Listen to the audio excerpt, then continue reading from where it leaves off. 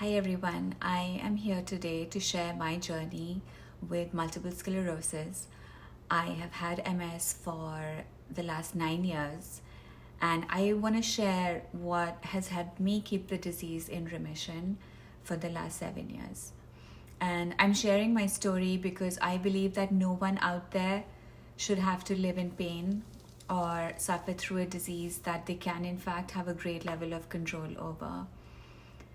So, just to start at the beginning, I was diagnosed with multiple sclerosis in 2015. And at that time, I was already a certified commercial pilot. And I was working on getting my flight instructor's license. And I had my first flying job lined up. And I was very excited for my future. Except all of it came crashing down very suddenly. It felt like the diagnosis came out of nowhere. Some of the symptoms that I was experiencing were numbness everywhere below the neck, so my whole body was numb. I had neuromyelitis optica in one eye, which results in blurry vision that worsens as the body heats up. So if I went for a run and my body started warming up, my vision would blur up. I also had lermides, which is a sensation similar to an electric shock in the back of the neck. And I remember Googling my symptoms, even though I did not know the medical terms. And the search results showed me multiple sclerosis, and I shrugged it off. I thought that it was impossible that I would have MS. I always thought I was invincible and that I can overcome anything. And unfortunately, the diagnosis came very quickly. The neurologist had absolutely no doubt that I had MS. They did 2 MRIs, and they found multiple lesions on my brain and my spine. And to give you a little bit of context, MS is an inflammation of the central nervous system. The immune system will basically attack the protective myelin sheath around the nerves, and this will cause disruptions, to the signals that are sent from the brain to the body. This can result in something as mild as pain, like nerve pain, or something as difficult as an inability to walk. So for me, what made this diagnosis very real was that as a kid, I had seen one of my mom's friends succumb to MS. He was bedridden, he was unable to walk by himself, couldn't feed himself, he couldn't go to the bathroom by himself, and he died at the age of 40. So after I was diagnosed, for months I fluctuated between grief and anger. And I was assigned a neurologist at the Beth Israel Medical Center here in Boston, Massachusetts. And I remember the visit being very much like an out-of-body experience. And the neurologist presented a few options for intravenous drugs.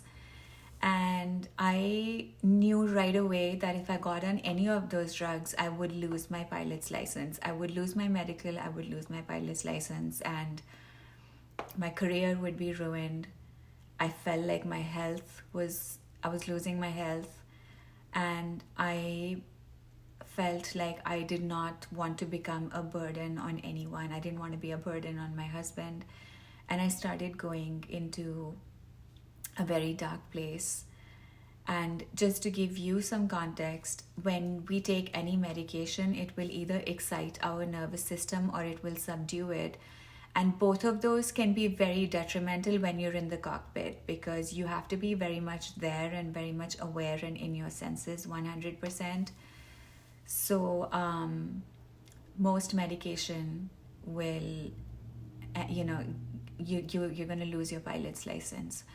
So I told the neurologist that I needed some time to think, and in search for answers, I turned to the internet with this belief that surely in some corner of the world, there will be a solution, an alternative therapy, or something that will help me navigate this.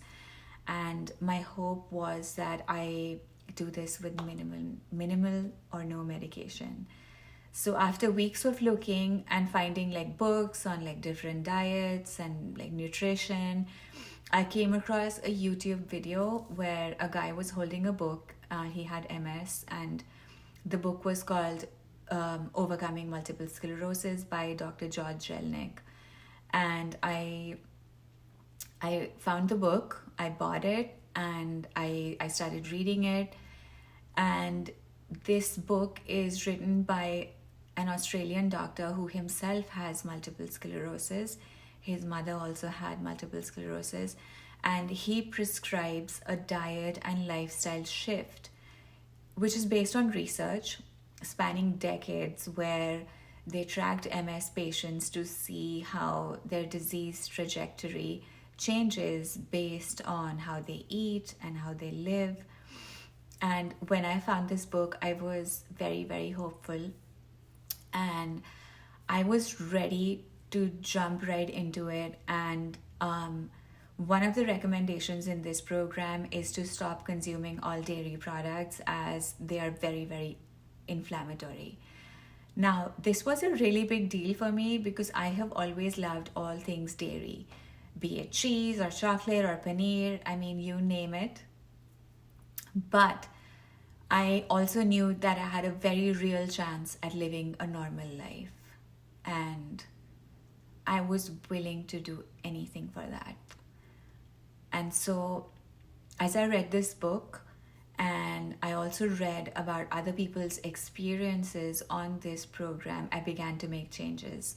And the first one being quitting all dairy products. So one day I took the big step. I threw out every single dairy product in our kitchen into the trash. I went to the nearest Whole Foods and I brought home some almond milk. Now, to me, the taste was not bad. It was just different. It wasn't good, better or worse than milk. And as I started doing this, 9 days into this, and I remember this so well because I had this like moment of, I realized that my blurry vision was gone. It was like my vision was 90% back to normal. And that moment, just like it changed everything for me, because I was like, I am committed to this like 100%. I am in this.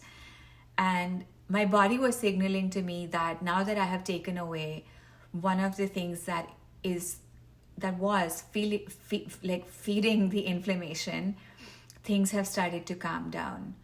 And so I went through this program and continued to make all of the diet and lifestyle shifts, and I was so motivated. My life was on the line, and I did whatever it took. And at some point I went in to see my neurologist, and I told her that I was not going to get on any of the intravenous drugs. And she looked at me like I was insane. And I showed her the book. I took it with me, and she was very dismissive, and she did not want to, hear me out. She wanted me to get on the drugs, and she said that the drugs would slow down the progression of the disease, and they cannot make any guarantees. There's no cure for MS. And for me, that was not good enough. I stayed firm on my decision, and she basically had me schedule a follow-up every 6 months, to which I agreed.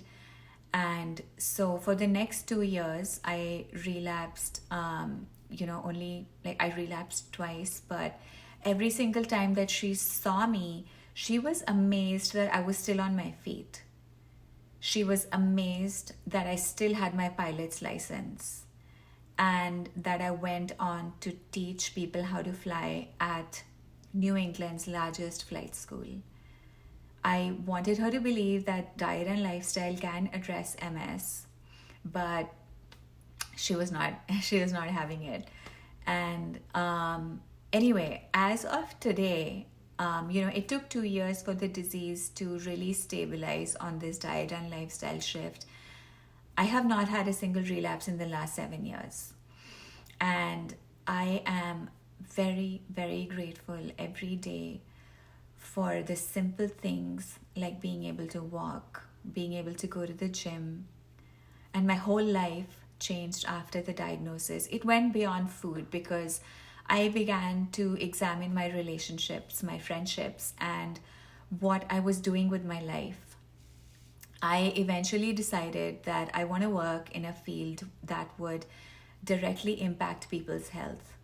My personal experience proved to me beyond a doubt that the food we eat plays a huge role in our health outcomes in the long run.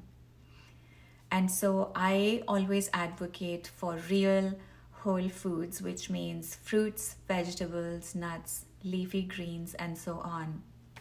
And so I quit aviation in 2020 and I co founded a vertical farm.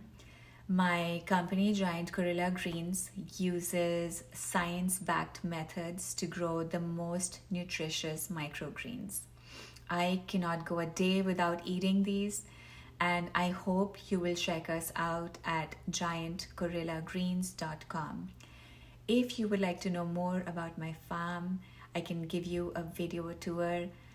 Please leave me a comment below and I will film at our farm for the next episode. Thank you so much for watching, and please subscribe to be the first one to watch the next one. Thank you so much.